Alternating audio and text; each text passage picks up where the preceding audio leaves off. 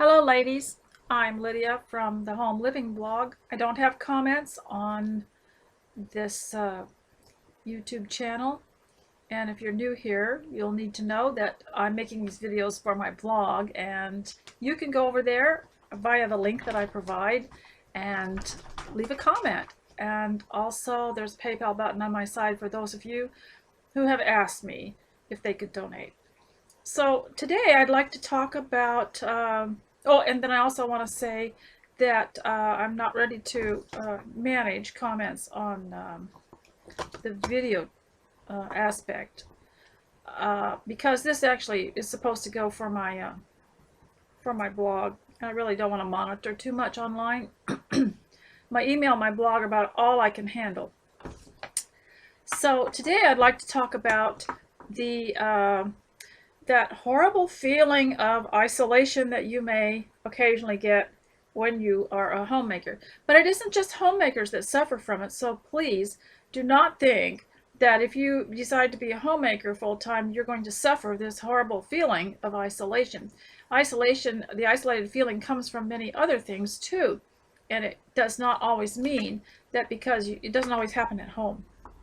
So let me start by saying that it almost is a type of adversity, and isolation is almost different from loneliness. It's not the same as loneliness, and it reminds me of a phrase used in the book of Job where his friends were saying, curse God and die, because of all this adversity he was going through, all the losses, the feeling of rejection.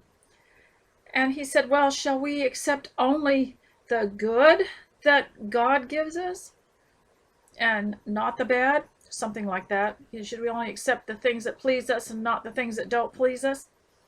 You know what? When I read that phrase, oh my goodness, I felt so much better, because you can start to use some of the adversity as an opportunity. If you can look at adversity as opportunity, this is going to be interesting. This will change your life. And first of all, the one thing you don't do when you start feeling isolated, don't start calling around and asking people, oh, or telling people, oh, I'm so lonely, it's so isolating, and I'm so, why don't you ever call and everything? Because you lose your dignity in a way. Now, I know that I'm going to get some really bad press by saying that, because we're all supposed to be so open, admit that we are breaking down, and admit that we have all these problems and everything. But you've got to be careful who you talk to. I'm not saying you can't, but I'm saying you've got to be careful, because your experience will begin to show you that anybody that you complain to about your situation and this feeling of isolation or being sidelined or just being left out because you're no longer at work, and you don't have the fellowship, the daily fellowship of anyone, and you can really feel there's a hollow space there. You start talking to people about that, and right away they will say, uh-oh, that was a mistake for her to stay home. She needs to get back to work. Well, first of all, home is work, but the other thing is, no matter where you are, if you are especially if you are self-employed, and I talked about homemaking being a self-employment situation. If you're self-employed, you're not going to have group approval. You're not going to have a support group around you. So you've got to learn to support yourself. And in a way, you can use the isolation as an advantage.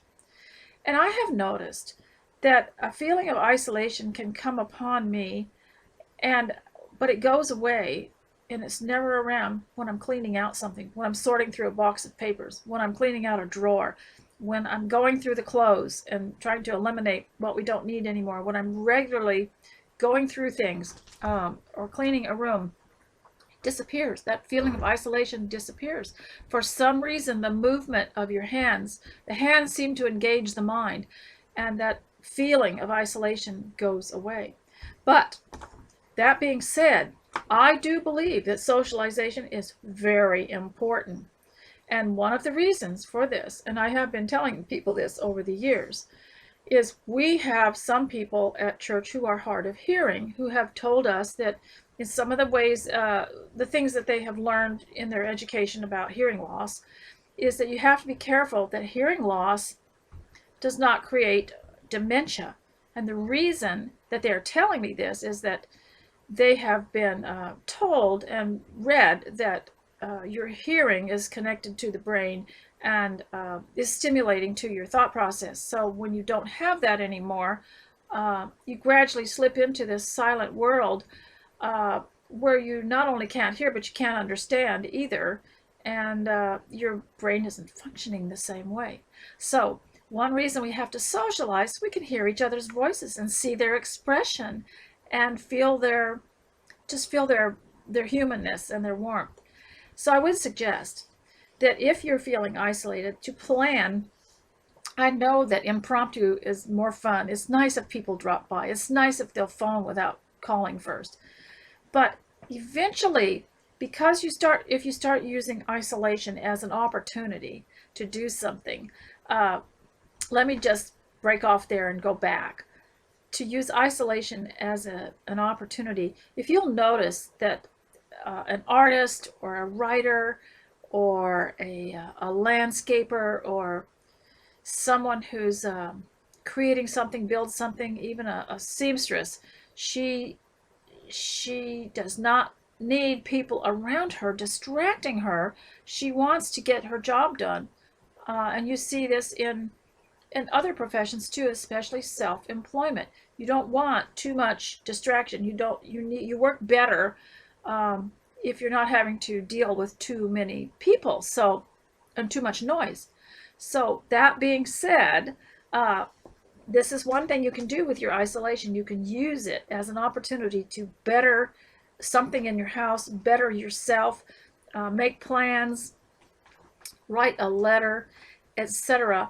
But one thing you can do to alleviate the isolation is know that at a certain day or the end of the week, you're going to go to church. You're going to go to church on Sunday. Now, I'm a member of the Church of Christ, and we believe that we should meet on the first day of the week and take communion and sing and worship and participate in giving and fellowship. But just even then, when you do go to church, don't expect that everybody's going to be just like you. Not everyone's going to be creative like you. Not everyone's going to be able to sew like you. Not everyone is going to be doing the thing that you're doing. So not everyone's going to be an artist. Not everyone's going to be a poet. They're not all going to be kindred spirits. You see what I'm saying? So what you do is you go for the reason that God wants us to meet on the first day of the week. And then you have at least some eye contact with people. You see them in their bodily form and you hear their voices. It's good for you. And it's good for you to speak to them too. And we need to get really good at small talk. Now, a lot of people don't like small talk because they think it's meaningless. But it's so important. It's what keeps your brain alive to hear someone say, "How are you? What did you do this week? What's going on in your life?" And it seems like small talk to us, but it isn't really. There's something going on there. It's an exchange, and you ask them who they are and how they are, and at least do something. You might not make a deep connection with anyone, but at least you're talking and you're hearing. All that is going into your mind and your brain, and it's very good for you. Then when you get home, you might be more able to settle down or more restless. I don't know.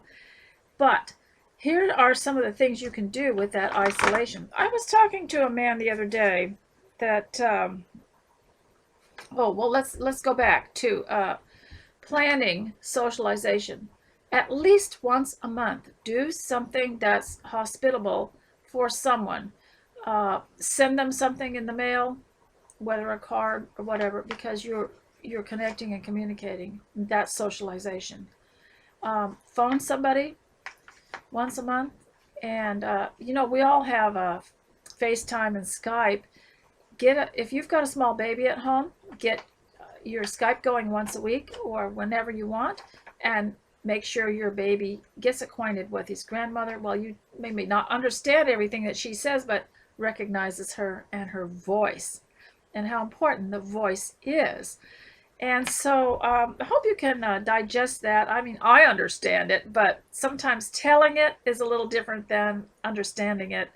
I notice my husband's a preacher, so I often tell him, you know, when you tell us something, we sometimes hear it different than you intend for it to sound.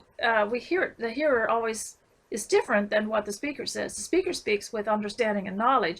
He's trying to portray it to his audience who doesn't have the same understanding or knowledge, and they hear only the surface of it. So I hope you can understand that, how important it is to socialize. Secondly, don't talk to anybody who's going to learn quickly to have discernment about who you're talking to if you're wanting sympathy for isolation, because there will be some people that will not sympathize. They'll make it worse. They will tell you that, well, you don't need to be isolated. Just go back to work at the insurance company where you used to work, and or if you never worked, they'll just tell you, well, you should get an education. You know, you can get this free education. You only have to, and you get all these grants and stuff. You only have to pay back a certain amount of it, and you could get yourself sucked into something thinking that that is the way to go. But everybody suffers isolation, and the homemaker, I think, feels it more because really, you don't belong to a group. Your group is your family.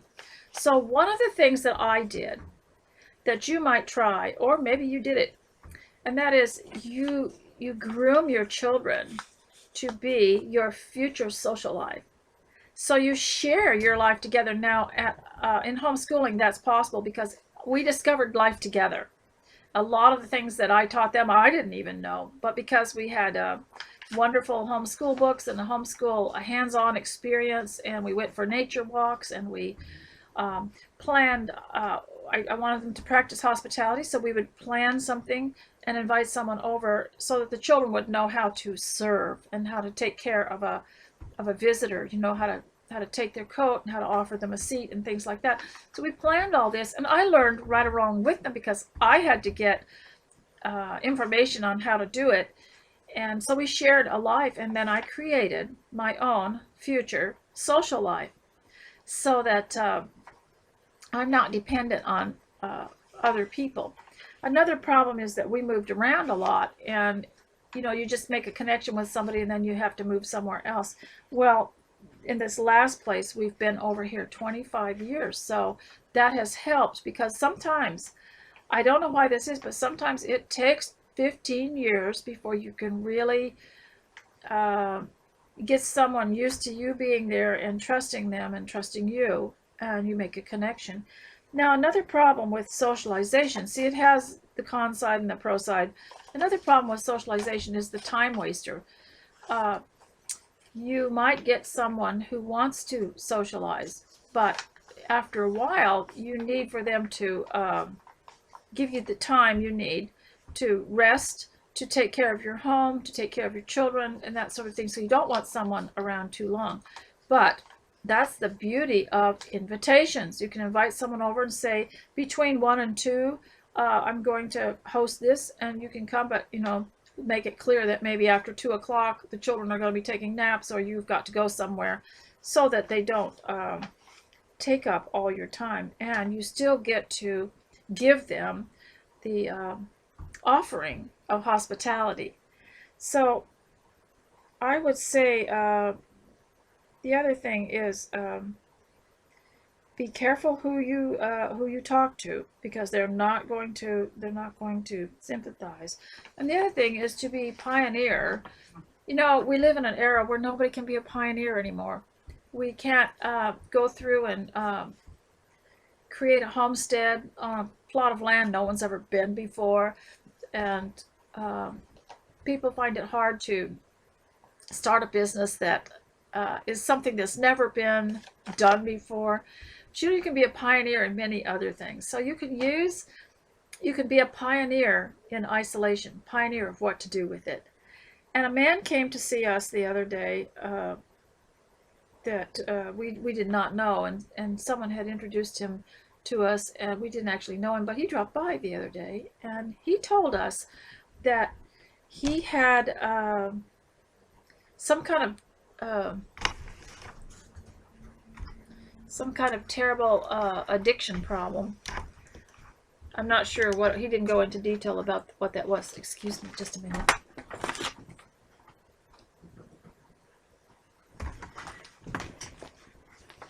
I had to adjust something here. And so he said what he had done was that he had been a Christian, and he had decided that he had to kick this, and had not gotten anything that helped him satisfactorily for some reason. So he went to a piece of BLM land, and camped out there for a number of months. And that's Bureau of Land Management. That's where uh, belongs to the government, but it belongs to the people, so you can actually go and camp on it. And so he went and stayed in the wilderness for a number of months till he could get away from socialization. And he said, so interesting, I said, well, what did you do about that feeling of isolation? He said, out there, you don't feel the isolation as much as you feel it around around people that aren't talking to you. It's just so interesting, isn't it? And I found that way with country life too. You don't feel it as much because there's no one there anyway. But it's an interesting phenomenon. But he said that after a while, he didn't say exactly how much time, but there was a time when it was excruciatingly painful, but then it passed. And then after a time, he got over kind of this hump of feeling isolated, and actually brightened up and felt better without so much socialization. So you might want to think about that, but to become a pioneer in isolation. And one of the things that I'm doing, I don't know if you want to try this or not. I have decided that I want to start with 3 days at home.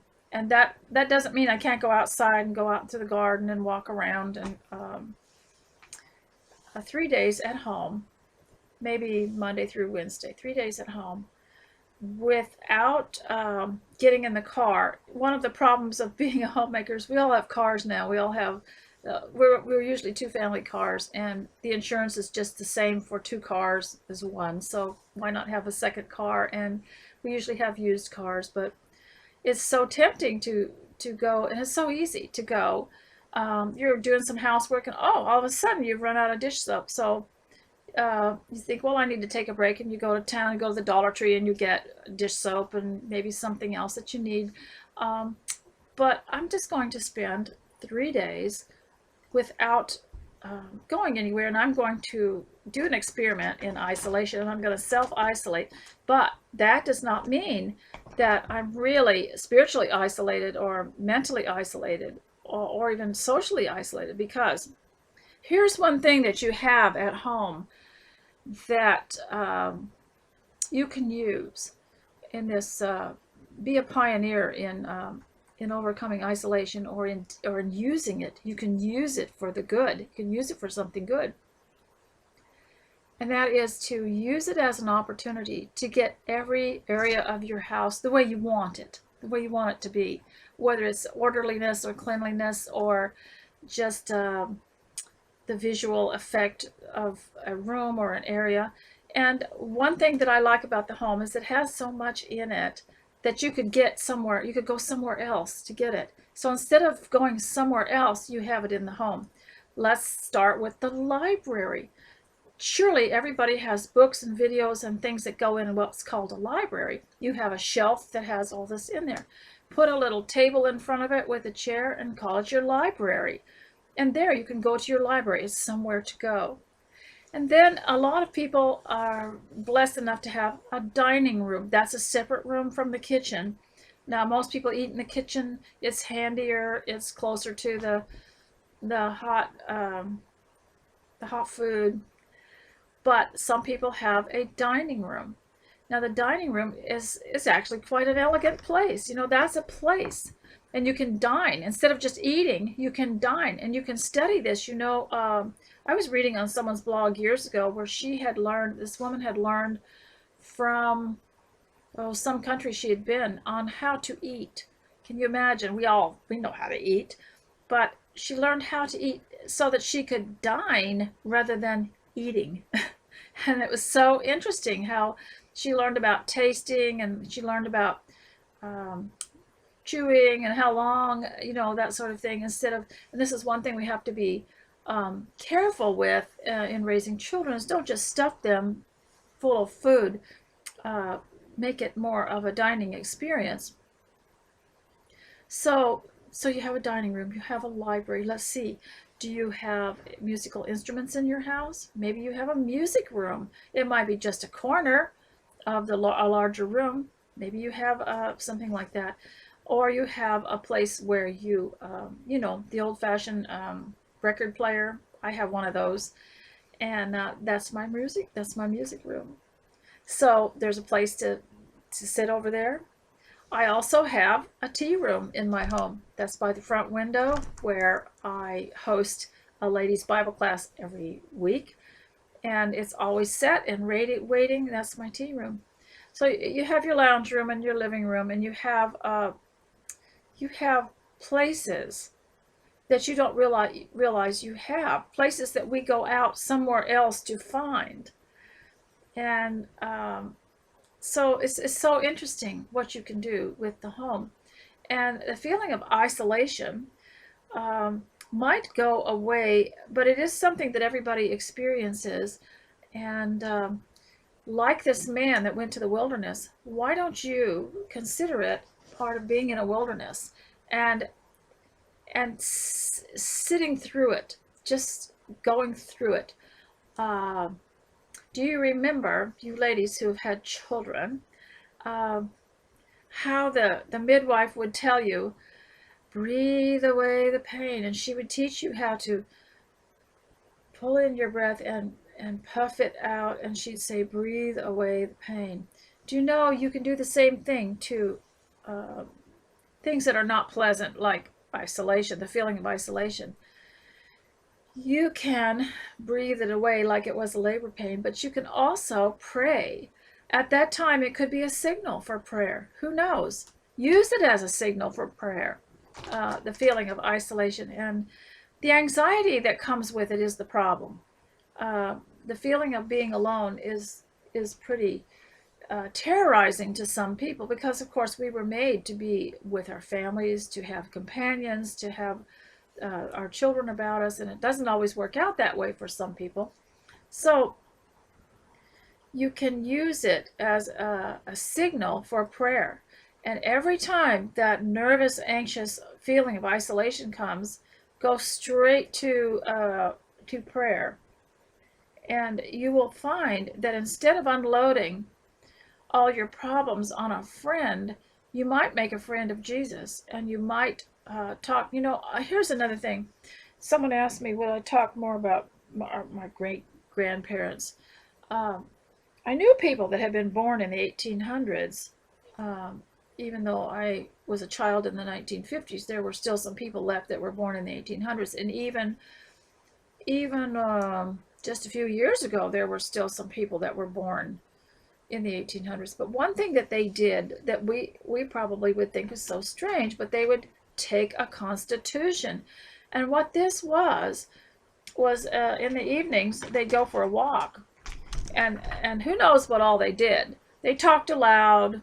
They talked aloud to God, and they it was called a constitution. And I believe it just means laying forth some thoughts and ideas, and wanting to improve, and prayers, and just kind of looking introspectively at themselves, and praying, talking aloud. I mean, I remember some of these walks and watching them go for a walk, but these are things we don't do anymore. Most people don't do anymore. That you wonder, did they feel this? Did they feel the isolation? Well, of course, everybody does, and you can search through the Bible and see that some of the great people that are mentioned, that were great leaders of people, suffered from it too, and often thought they were left alone, that they were the only ones, and until they found out there were other people around like that. But use your isolation as an opportunity to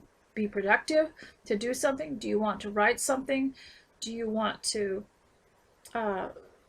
create something? And use it as just use it, and don't despair of it. All these things are common to everyone. And so if there's anything that has helped me over the years as a homemaker. Now, I started homemaking back in the early 1970s. And it was so interesting because I went to some ladies' Bible classes at church. Not at church, but in the church members had them in their homes. And one of the most prominent ladies, I'm saying the one that just was so full of good works and so active in church, she had a beautiful home, and she invited us all to come for the ladies' Bible study every week, which we went. And and it was wonderful until one day she announced that she was going to quit and we weren't going to be able to come anymore because she was going to go to work because she wanted to put her children in a Christian college, and she was going to go to work. Well, after that, many women did it. Many women followed, and the isolation, the feeling of isolation as a young mother, um, increased. And I always looked forward to going because I knew at least at the end of that week I was going to go to this lady's house. So this is one thing that you need to do, is plan a certain day that you're going to make a phone call, and then another day that you're going to do a Skype conversation with your children's grandmother or someone else that's pleasant, and you are also going to send a letter once a week. So there's your socialization right there. Another thing that you can do to decrease the feeling of isolation is when you have to go out. Oh, well, there's two things.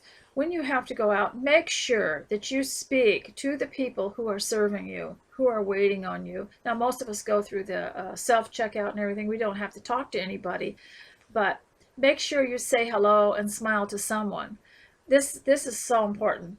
The other thing is, when you have little children around you, whether they understand you or not, talk to them. Say, well, good morning, baby. Today we're going to redo your room. Today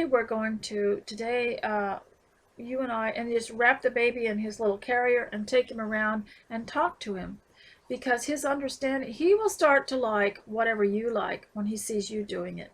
So the best thing to do to be a pioneer in isolation, is do all the things that you want him to do one day. Do everything. I've said this a lot to women whose children are not living up to the standards in which they were raised. Is do all the things that you wanted that child to do. And this includes improving your homemaking skills, reading more, and all those things that bring you up to a higher code of living. And don't despair. That is one of the things. If isolation is one thing, but having the anxiety with it, and the feeling of despair, this feeling of being rejected or sidelined. See, that's the negative stuff that is just going to increase a feeling of discouragement. So if you could use any of that, and please leave a comment, and so that I know if this has been effective or not. And as I go through my 3 days of self-isolation, this is going to be so interesting, because I know there will be times where I'll just want to reach for that phone. I'll want to talk to somebody. And that's another thing that I have done over the years, which is really good, is since we got the cell phones, we can take them around with us. And so when I'm doing some kind of job in a back bedroom and it's lonely back there and it's kind of dark, I could call somebody who's also, we'll prearrange it, who's also trying to get through a couple of jobs, and we will talk. And then afterwards, she will tell me, oh, well, it's time for me to go, and I've done the dishes while I was talking to you, and I put in laundry, and I did this and that, and I'll tell her what all I got done. So that is just, it's nice to have someone, to talk to. So I hope you'll use this video as background noise when you want to get something done today. And because there's really nothing to watch here, I'm not doing anything with my camera, so I'm not going to show you anything.